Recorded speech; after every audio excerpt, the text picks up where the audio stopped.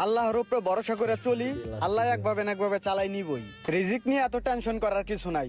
তাহলে তোরা ভালো থাকিস, সবাই রাখিয়া দেই। মামা এই বিল্ডিং এর সামনে সাইড করো। তাহলে কয় টাকা দিমু মামা? 30 টাকা ভাড়া। ওহো 30 টাকা,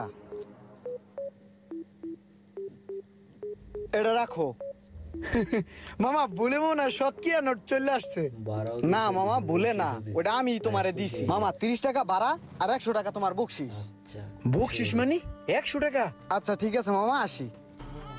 একটু আগে একটা ধনী লোক উঠলো আমার রিক্সায়, তার কাছে 20 টাকা বকশিস চাইলাম, কি আচরণটাই না করলো আমার লগে। আর এই গরিব লোকটাই নিজেই কত বিপদে আছে, তারপরে হ্যাঁ আমার 100 টাকা বকশিস দিয়ে গেল। আল্লাহ রে, মানুষের চেহারা দেখে মানুষের বিচার করা যায় না রে।